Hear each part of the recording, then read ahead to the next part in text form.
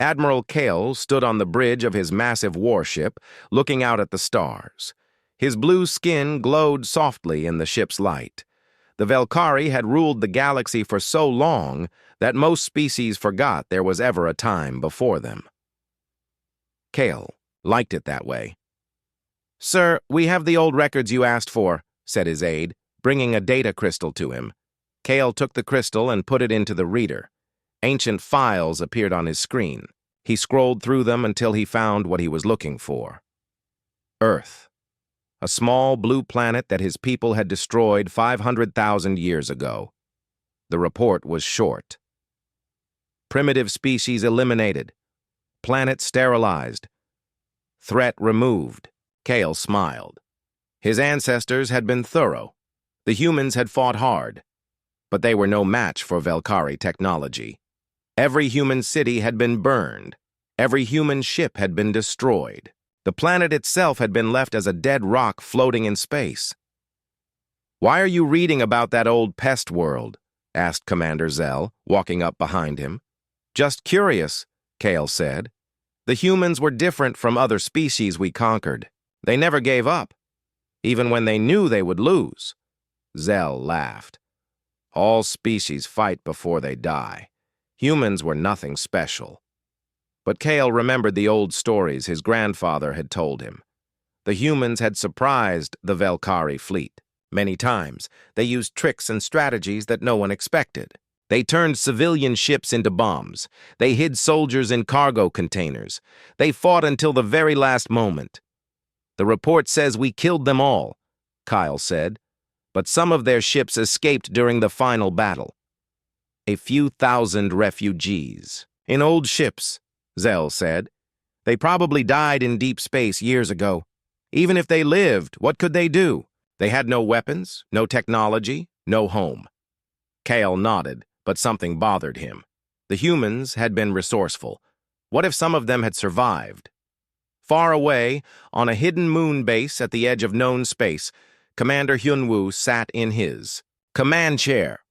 The base was built inside the moon, invisible to any scanning technology. His people had learned to hide very well over the past 500,000 years. "Sir, we're getting reports from the outer colonies," said Lieutenant, So Young from her station. Her fingers moved quickly over the controls. "Velkari scout ships have been seen near the Kepler system." Hyun-woo felt his stomach drop. The Kepler system had 3 human colonies, small ones, with maybe 50,000 people each. They were supposed to be secret. "How many ships?" he asked.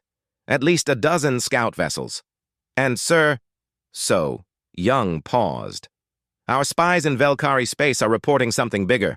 They're calling it a final cleansing operation." Hyunwoo closed his eyes. He had feared this day would come. For 500,000 years, the scattered humans had lived in hiding.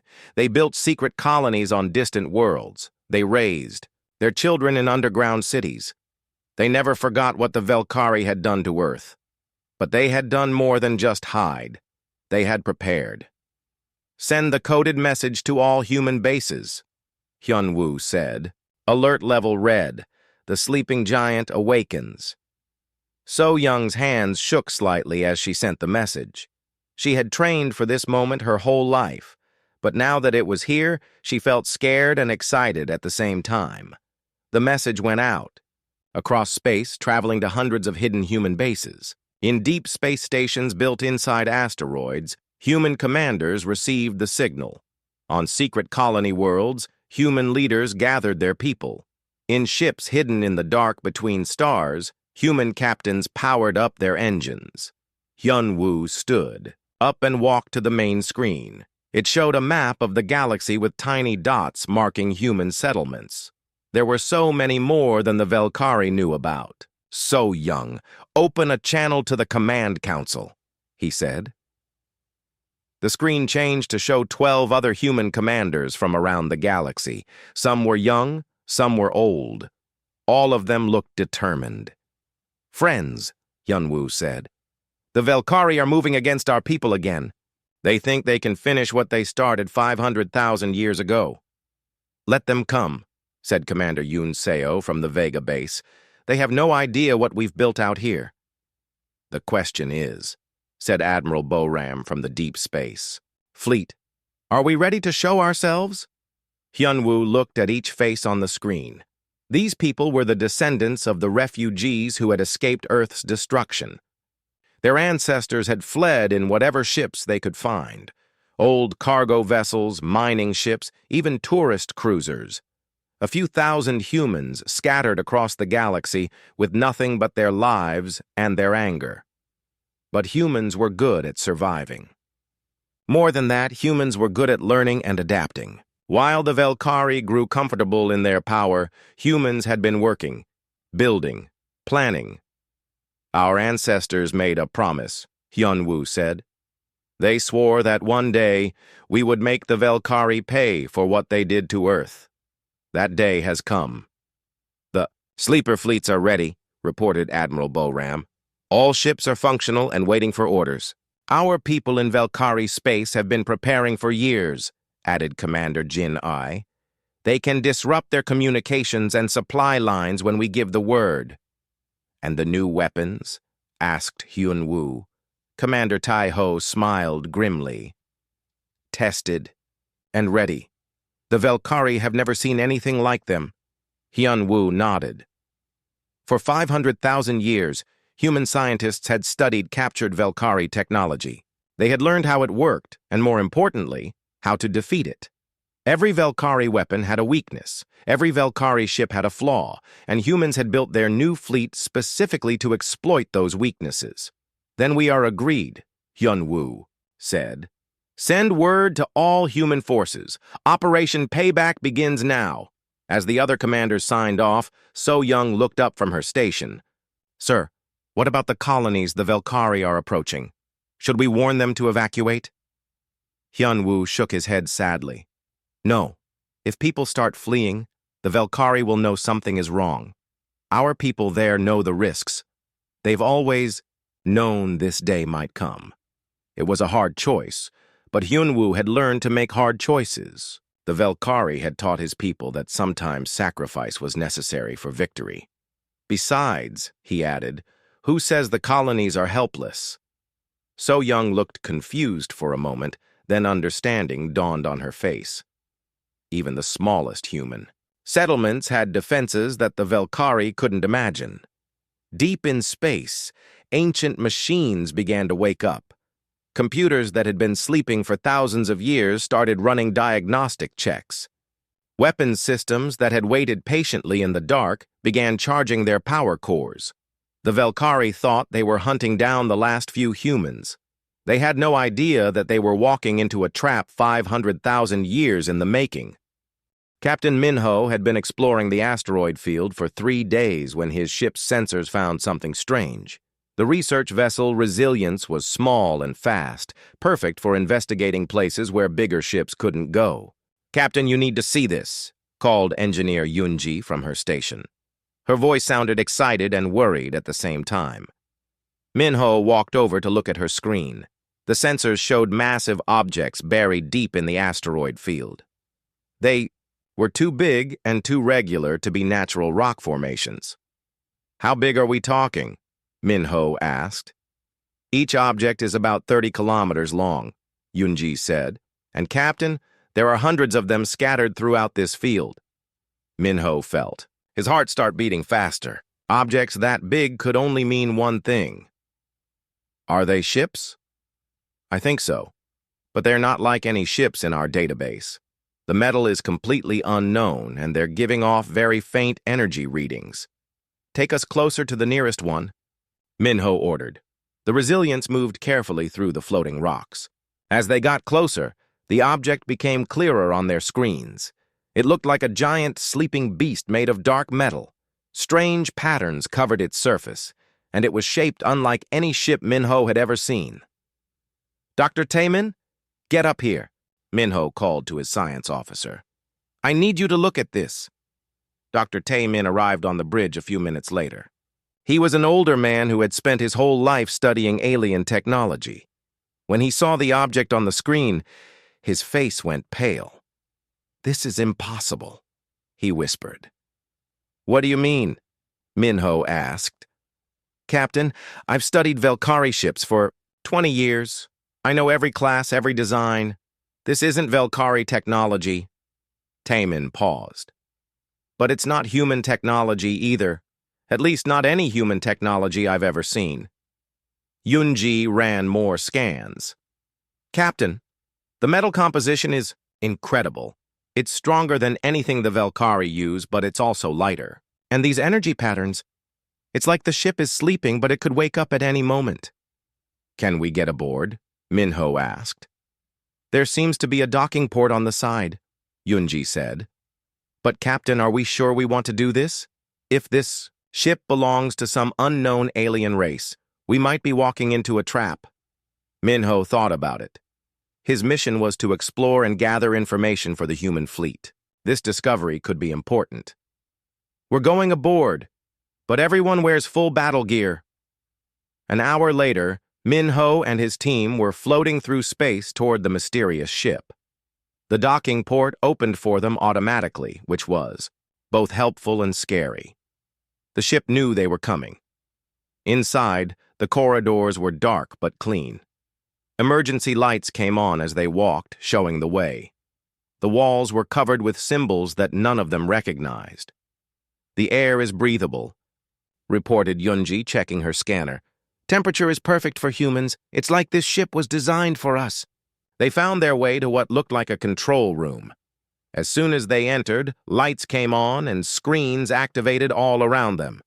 Text appeared on the screens, but it wasn't in any language they knew. Then something amazing happened.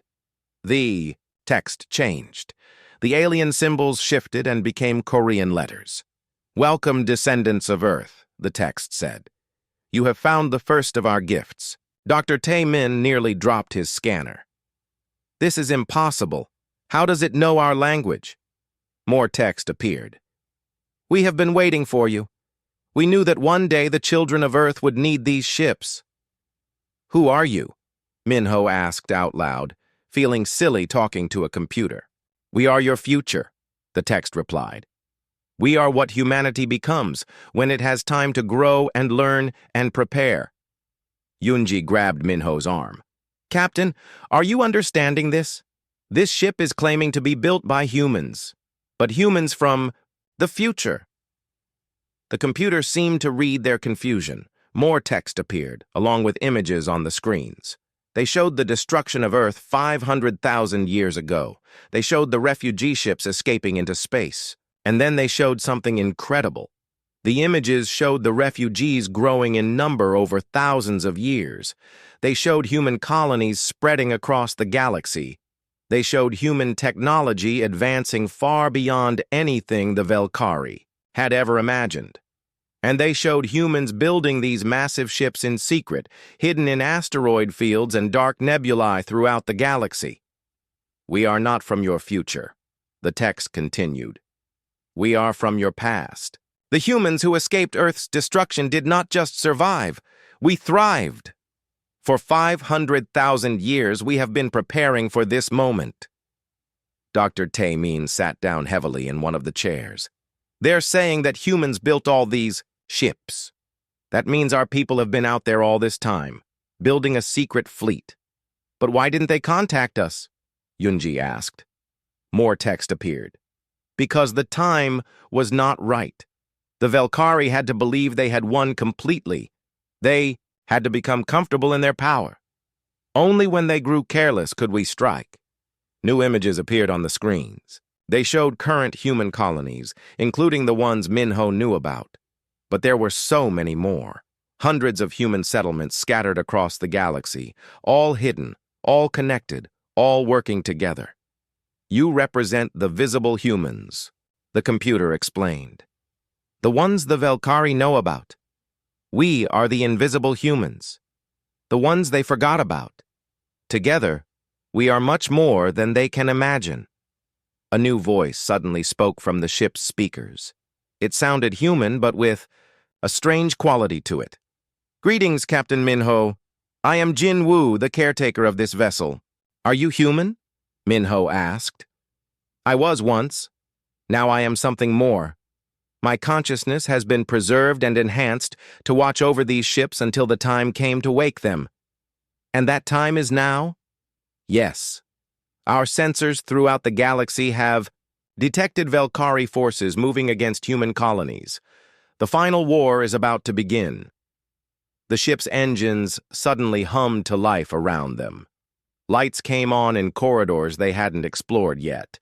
The massive vessel was waking up after sleeping for thousands of years. How many ships like this are there? Dr. Taman asked. In this field alone, there are 300 vessels, Jin Wu replied. Across the galaxy, we have over 100,000 ships waiting to join the fight. Yunji's legs gave out and she sat down hard. 100,000 ships this size? The Velkari fleet only has about 10,000 ships total. The Velkari will be outnumbered, Jin Wu said. But more than that, they will be outgunned. These ships use technology they have never seen, weapons they cannot defend against, shields they cannot penetrate. Minho felt a mix of excitement and fear. This changed everything. The scattered human colonies he knew about weren't helpless refugees. They were the visible part of a massive civilization that had been hiding in the shadows for 500,000 years. What do you need us to do? He asked. Return to your commanders, Jin Wu said. Tell them the sleeper fleet is awake. Tell them the hidden humans are ready to reveal themselves. And tell them that the Velkari are about to learn what happens when you try to destroy humanity. As they prepared to leave the ship, Yunji asked one more question. Jin Wu, why did you wait so long? Why didn't you strike back sooner? Because we learned patience from our defeat, Jin Wu replied. The Velkari destroyed Earth because we attacked them before we were ready. We spent 500,000 years making sure we would never make that mistake again. When they returned, to the Resilience, Minho immediately sent an encrypted message to Human Command. The response came back quickly. Bring Jin Wu home. The Council wants to meet our invisible brothers. As they flew away from the asteroid field, Minho looked back at the massive ships that were now fully awake. Their dark hulls gleamed with power, and he could see weapons ports opening along their sides. The Velkari thought they were hunting down the last few humans. They had no idea that humanity had become something they could never imagine. Admiral Kale felt confident as his fleet approached the human colony world of New Haven. His force consisted of 50 of the finest Velkari warships, each one capable of destroying entire cities. This would be easy work. Sir, we're detecting the human settlement, reported his scanner operator. Population appears to be around 60,000. No significant military presence detected. Kyle smiled. Just as he expected. The humans had built a small farming colony on this distant world, thinking they were safe. They were about to learn how wrong they were. Any defensive platforms or weapon systems? Kale asked. Negative, sir. A few old cargo ships in orbit, but nothing that could threaten us. Perfect. Signal the fleet to take attack formation. We'll demonstrate Velkari superiority once again. But on the surface of New Haven, Commander Ha Young was watching the approaching Velkari fleet with calm eyes. She stood in the hidden command center built deep beneath the colony's main city. Around her, dozens of human officers worked at their stations. Velkari fleet is exactly where we expected, reported Lieutenant Kyung-soo. 50 ships, just like our intelligence predicted. Are they scanning us? Ha Young asked. Yes, but they're only seeing what we want them to see. The false colony readings are working perfectly. Ha Young nodded. The Velkari were seeing a helpless farming community with a few thousand people and no defenses. They had no idea that New Haven was actually a heavily fortified military base, with a population of 500,000 humans, most of them soldiers. Signal the hidden fleet, Ha Young ordered. Tell them the Velkari have taken the bait. Deep in space around New Haven, massive shapes began to move. Ships that had been invisible suddenly started powering up their systems. They had been waiting, in complete silence, using technology that made them undetectable to Velkari sensors. Captain Do Hyun stood on the bridge of the flagship Retribution. His ship was 10 times larger than the biggest Valkyrie vessel, but until now it had been completely hidden. Along with 30 other human dreadnoughts, it had been waiting for this moment. "All ships report ready, sir," said his communications officer. "Excellent. Let the Valkyrie get a little closer. I want them to see exactly what they're facing before they die." On Kale's flagship, the mood was relaxed. The Valkyrie crews were already planning how they would celebrate after destroying another human colony. Some were placing bets on how long the humans would last. "Sir, we're in weapons range," reported the gunner. "Should we begin the bombardment?" Kale was about to give the order when something impossible happened. Huge ships began appearing all around his fleet. One moment there was empty space. The next moment his fleet was surrounded by massive dark vessels that dwarfed his own ships. "What are those?" Kale shouted. "Unknown vessels, sir. They just appeared out of nowhere." "My screens show nothing then." "Suddenly, they're everywhere." Kyle stared at the main screen in shock. The human ships were like nothing he had ever seen. They were enormous, covered with weapons, and they moved with a grace that seemed impossible for something so large. "How? Many ships?" he asked, his voice shaking. 31 vessels, sir. Each one is enormous. Sir, the smallest one is twice the size of our flagship." Before Kale could respond, a communication came through to his ship. The face that appeared on his screen was human, but there was something different about it. The man's eyes held a coldness that made Kale's blood freeze. "Admiral Kale of the Valkyrie Empire," the human said calmly. "I am Captain Do-hyun of the human vessel Retribution. We meet at last." "This is impossible," Kyle stammered. "Humans don't have ships like this. You're just refugees with old cargo vessels." Do-hyun smiled, but there was no warmth in it. "That's what we wanted you to think. For 500,000 years we've been letting you believe you won. But you didn't destroy humanity, Admiral. You made us stronger." On Kale's scanner station, alarms began ringing. "Sir, more ships are appearing, hundreds of them." Kyle looked at his screen in horror. Human ships were materializing throughout the system. Not just the massive dreadnoughts, but smaller vessels too. Cruisers, destroyers, fighters, an entire fleet was revealing itself. "You killed our homeworld," Do-hyun continued. "You scattered our people across the galaxy. You thought you had erased us from history. Today you learned that humanity never forgets. And we never forgive." "This has to be some kind of trick," Kale said desperately. "You can't have this many ships. Where did they come from?" "We built them while you were sleeping." Ha-Young's voice joined the conversation from the planet's surface. "While you grew comfortable in your power, we were working, planning, preparing for this day."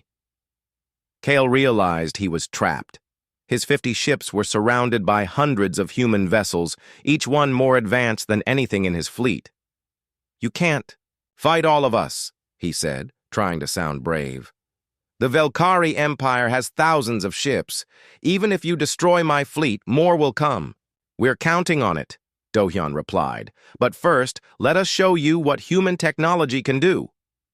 The human ships opened fire, but not with the primitive weapons Kale expected. Beams of energy that seemed to bend space itself struck his vessels. Missiles that phased in and out of reality bypassed his shields completely. Weapons that Kale couldn't even understand tore through Valkyrie armor like it was paper.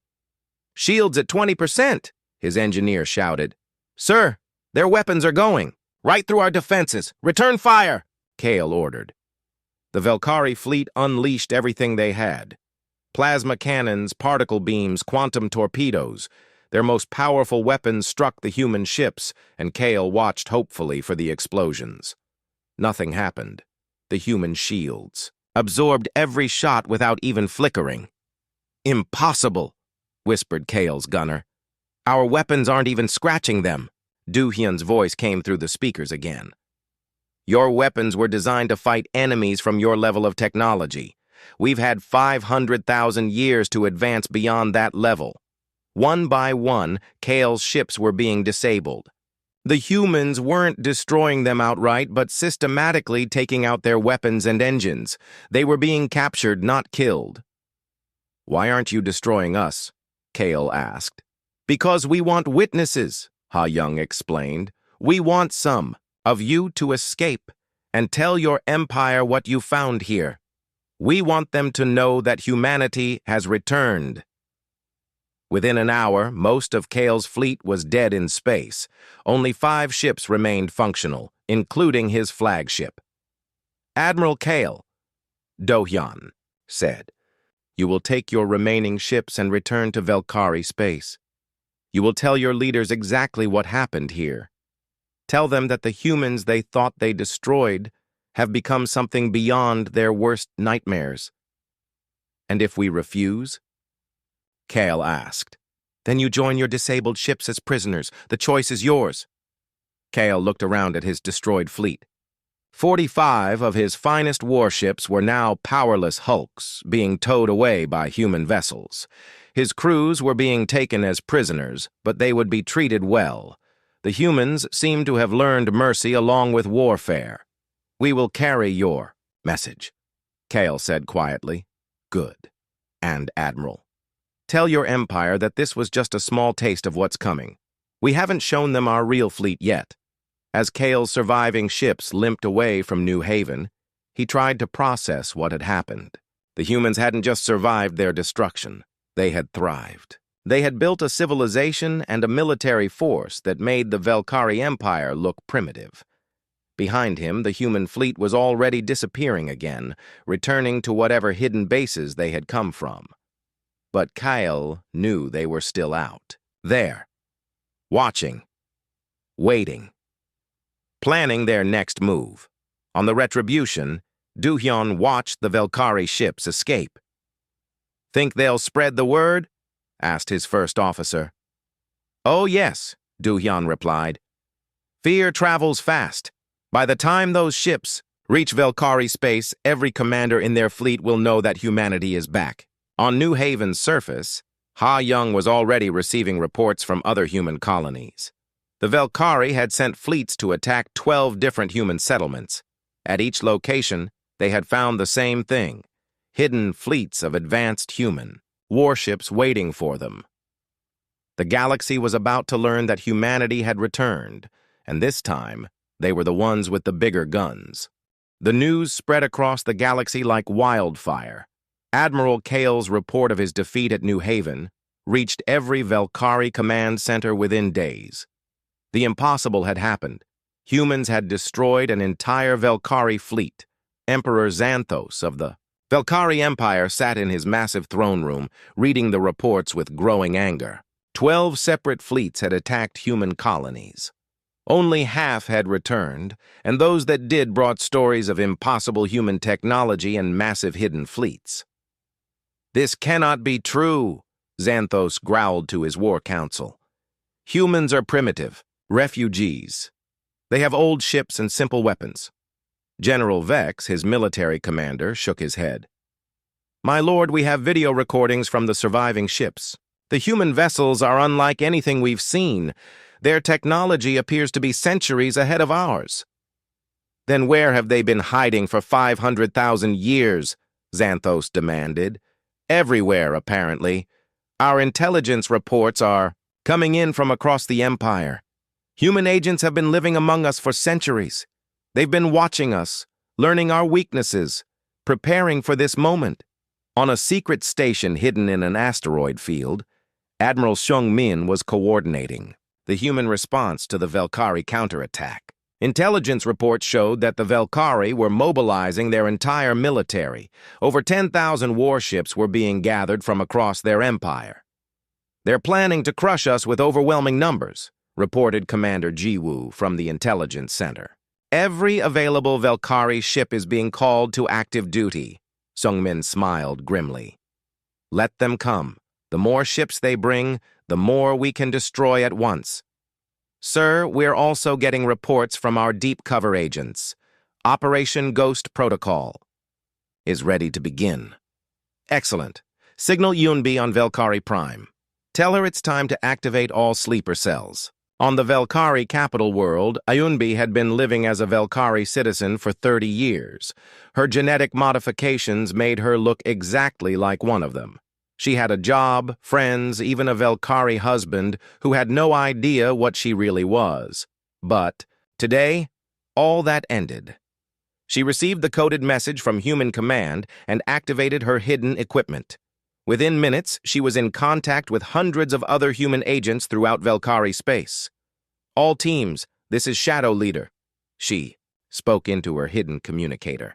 "Operation Ghost Protocol is active. Begin Phase 1 immediately."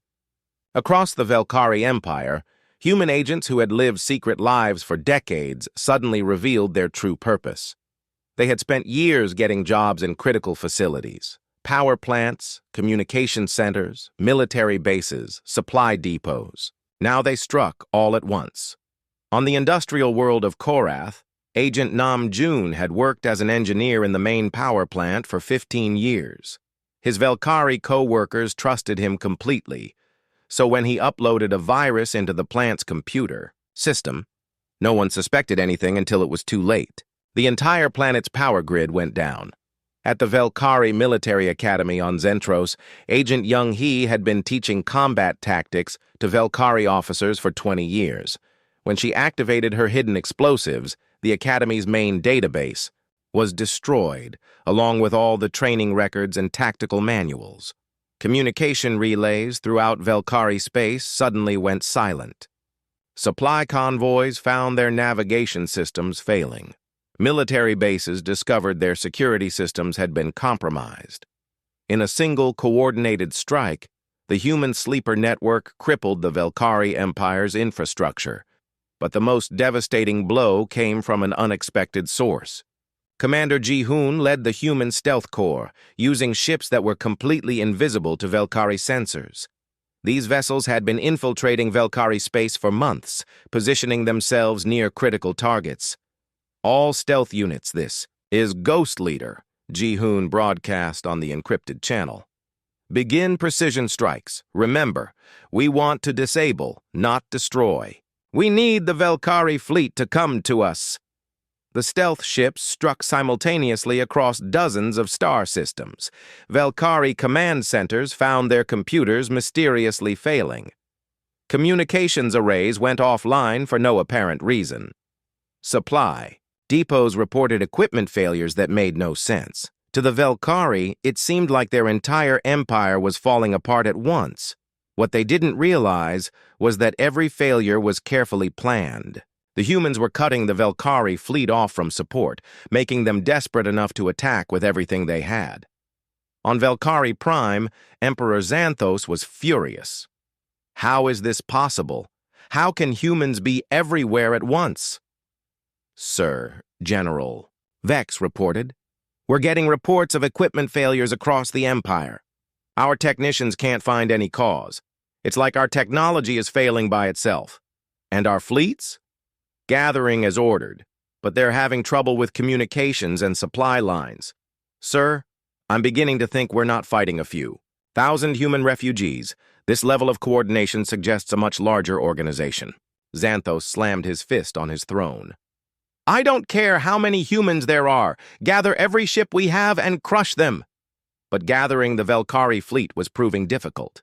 Ships that tried to form up found their navigation systems glitching. Supply convoys got lost in hyperspace. Communications between fleets became confused and unreliable. Meanwhile, Fleet Coordinator Nari was orchestrating the human response from a massive command ship hidden in dark space. Her screen showed the positions of Velkari forces throughout the galaxy, tracked by thousands of human spy satellites. "The Velkari are struggling to coordinate their forces," she reported to the Human War Council. "Their communication networks are severely compromised and their supply lines are breaking down." "How long before they realize the scope of what they're facing?" asked Admiral Boram. "Some of their leaders already suspect," Nari replied. "But they're too proud to admit that a species they thought they destroyed could have grown this powerful." "What's our strength assessment?" Nari smiled. "We have over 100,000 combat vessels ready for deployment. industrial bases that have been building ships for centuries, and a population of nearly 10 billion humans scattered across the galaxy, all trained for warfare. The numbers were staggering. While the visible human colonies had maybe a few million people total, the hidden human civilization was massive. Generation ships that had escaped Earth's destruction had found empty star systems and built entire worlds. Secret colonies had grown into major population centers. The humans the Velkari knew about were just the tip of an enormous iceberg. The Velkari Empire has about 3 billion citizens total, Nari continued. We actually outnumber them now. And they have no idea? None at all. They still think they're hunting down a few thousand refugees. In Velkari space, the confusion was growing worse. Admiral Corex was trying to assemble a battle fleet, but nothing was working properly. Ships arrived late due to navigation errors. Supply ships carried the wrong equipment. Communications were so unreliable that he couldn't even get accurate counts of his forces. "How many ships do we have assembled?" he asked his staff. "We think about 8,000, sir. But some fleets haven't reported in, and others are reporting technical difficulties." Technical difficulties?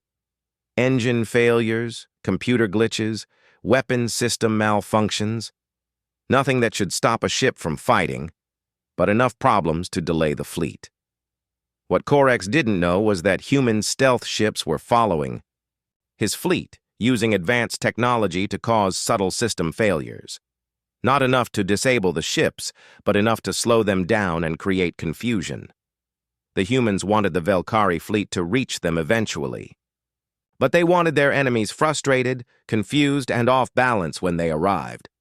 "Sir," reported Corex's intelligence officer, "we're getting strange reports from our border worlds. Long-range sensors are detecting massive objects moving in deep space, but when we send ships to investigate, they find nothing." "What kind of objects?" "Very large, sir. Larger than anything in our fleet. But they seem to disappear whenever we get close." Corex felt a chill. The humans weren't just hiding their agents in small attack ships. They were hiding an entire fleet of massive vessels that could appear and disappear at will. For the first time in his career, Corex wondered if the Velkari Empire had bitten off more than it could chew. Supreme Admiral Sang Woo stood on the bridge of the massive command ship Eternal Justice, watching as the largest fleet in galactic history prepared for battle. Around him, over 100,000 human warships moved into position around Velkora. "Prime, the Velkari homeworld. All fleets report ready, sir," announced Communications Officer Haya Jin. "The Velkari capital is completely surrounded." Sang Woo nodded. This moment had been 500,000 years in the making. Every human ship, every human soldier, every human citizen had been working toward this day. The day when humanity would finally face their destroyers and demand justice. On Velkora Prime below, Emperor Xanthos watched in horror as human ships filled the sky. His orbital defenses had been disabled by stealth attacks. His fleet was scattered across the galaxy, unable to coordinate a response. He was trapped on his own homeworld. "How many ships?" he asked weakly. "Our computers can't give an accurate." "Count, my lord," reported General Vex. "There are too many. Over 100,000, possibly more." Xanthos collapsed into his throne. The Velkari Empire's entire military consisted of only 10,000 ships, and most of those were lost or disabled. He was facing an enemy 10 times larger than his entire civilization. "Open a channel to the human fleet," he ordered.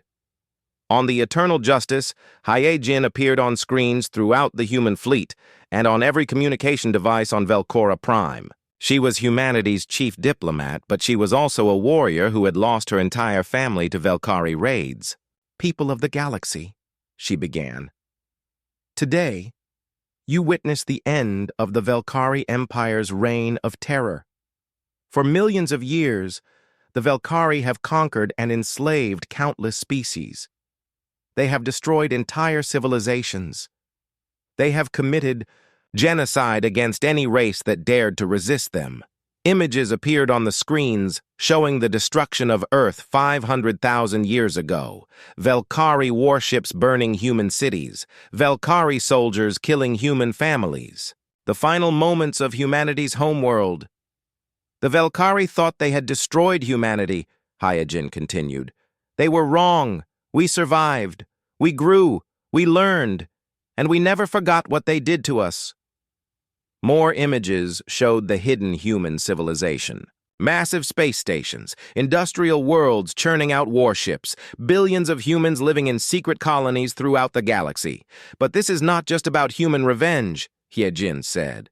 This is about justice for every species the Velkhari have wronged. Today we offer you a choice.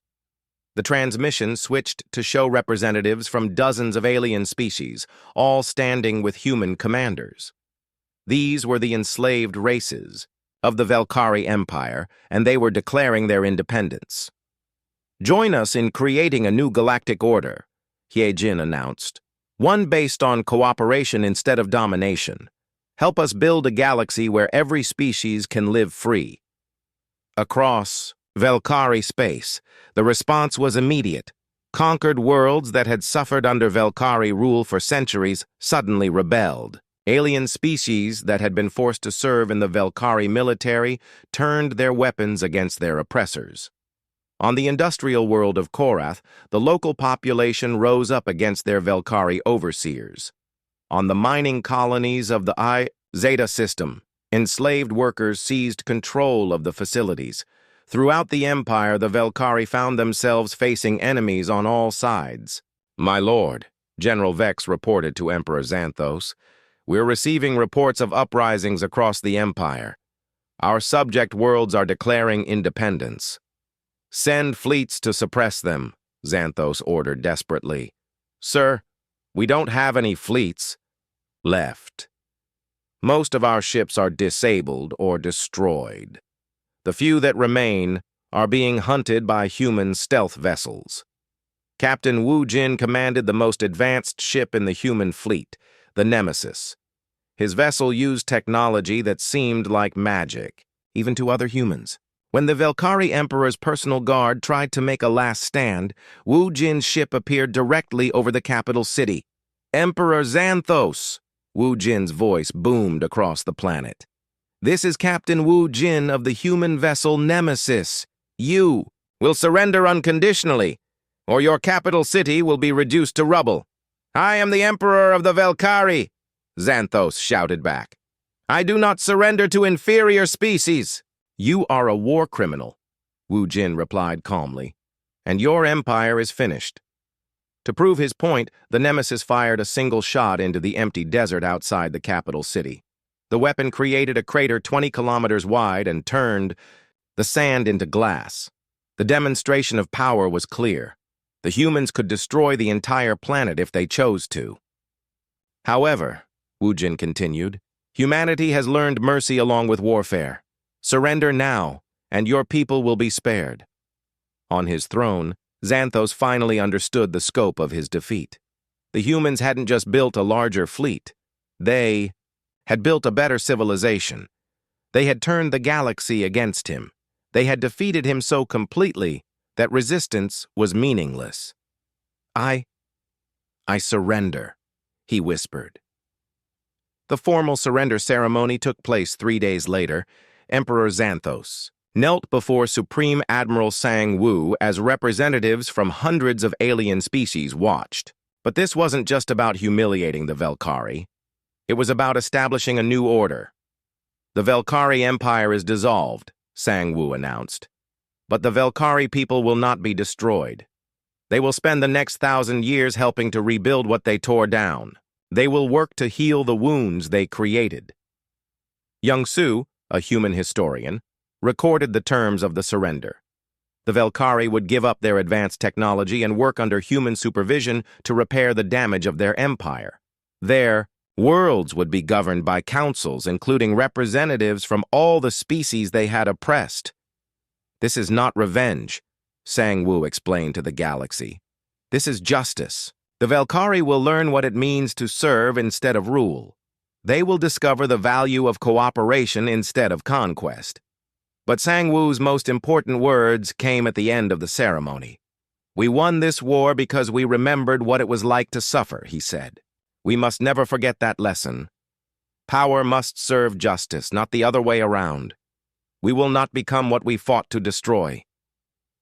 As the ceremony ended, young Su made his final entry in humanity's war chronicle. After 500,000 years of preparation, humanity had not just avenged Earth.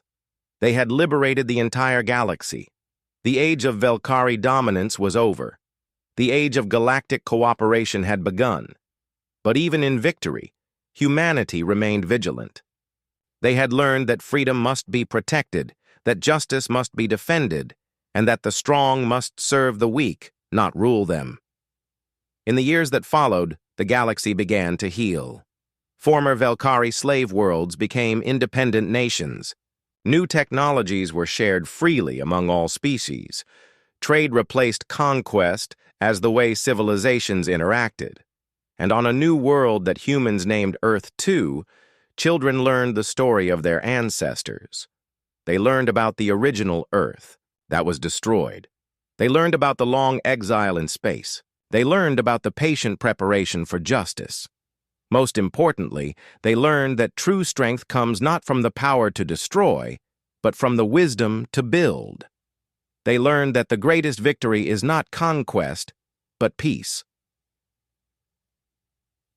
The Velkari had taught humanity many things during their 500,000 years of exile. They had taught them to be patient. They had taught them to be thorough. They had taught them to be strong. But humanity had learned one more lesson that the Velkari never understood. They had learned to be better than their enemies, and that, young Su wrote in his final entry, was why humanity had truly won.